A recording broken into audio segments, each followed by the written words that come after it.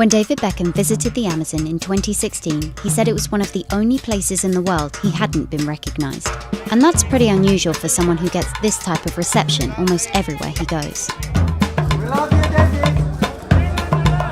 To play soccer, let David Beckham. This is the story of how David Beckham became one of the most recognisable brands in the world.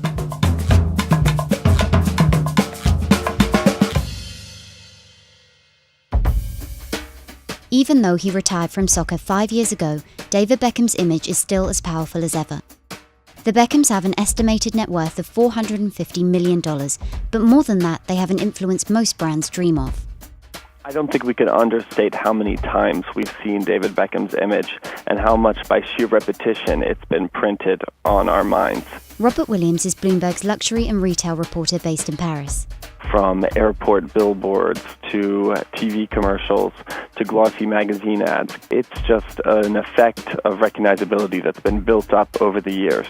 People assume that I've got so many brands, but I actually haven't. You've got quite a few. You know, we've got quite a few. Those few make up a wide base of products and partnerships, including whiskey, watches, charities, and more. The other thing to say about Brand Beckham is that it is very much a phenomenon of its time. Andy Milligan is a brand consultant who wrote the book on Brand Beckham. Celebrities can become brands in a very potent way, sometimes in a more meaningful and relevant way than traditional products, because at the heart of a personality brand there is a human story which is constantly fascinating and evolving. And Beckham isn't just selling himself, his whole family is part of the story. Victoria Beckham has created a critically acclaimed luxury fashion label. In 2017, she received a $40 million investment from a former Goldman Sachs banker, valuing the business at around $130 million. Victoria set the pace for this couple and really positioning herself as an entrepreneur and not just as a model or someone who does endorsements. The Beckham children are part of the brand too. As well as modelling contracts and book deals, each child's name is trademarked, which means only the Beckhams can use their names on products. All of this is a contrast to David Beckham's own modest childhood growing up in East London. Though never compared to the likes of Pelé or Maradona, it was Beckham's drive which made him stand out early on. He went and got for himself one of the most prestigious sports marketing companies, whose clients in those days included people like Alan Shearer and Michael Owen, very high-profile footballers. He got them at an early stage in his life, and I think that was the first sign of intent. And like all good success stories, timing was key. Beckham made his league debut for Manchester United when he was 19. Just a few years earlier, the establishment of the English Premier League had created a significant increase in viewership, both at home and abroad. He just happened to be the right man at the right time. If he'd been in football even 10 years earlier, I'm sure he would have been successful, but he would have had nowhere near the opportunities to make such an impact as he did during the 90s.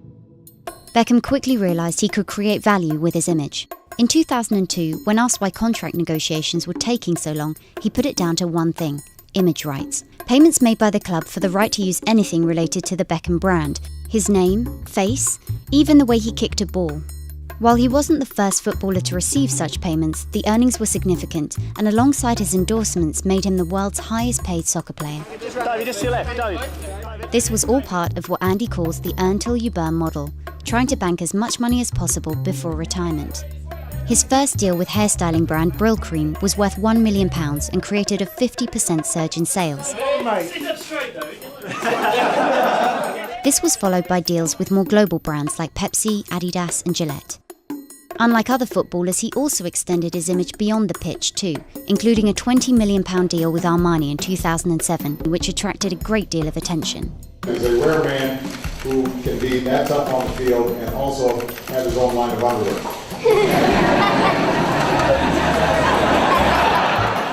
He took a big risk early in his career by showing his interest in fashion, his willingness to be a bit daring with his look, at a time when that wasn't necessarily attached to masculine role models.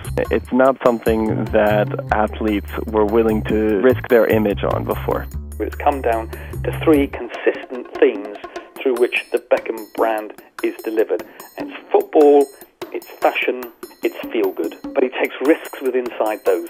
The risks seem to have paid off. A couple of years after his retirement, Beckham earned £45 million. That was more than 13 times as much as he was paid in his last year as a footballer, and more than any former athlete in the world apart from Michael Jordan. But football is still the focus. It's been confirmed that David Beckham is to start a soccer franchise in Miami. During his move to LA Galaxy in 2007, his contract included the option for him to buy a Major League Soccer team for $25 million at the end of his career. A smart deal sweetener now that expansion teams cost 6 times that. Today, you made my dream come true. And all of this secures Beckham's brand exposure in soccer and the US for the foreseeable future. There's a legacy being built there that will survive David Beckham. And actually that is the ultimate testament to the way he's thinking, and indeed to the way that really good brands and the brand owners think. Proof perhaps that this is a brand that relies on more than just a pretty face.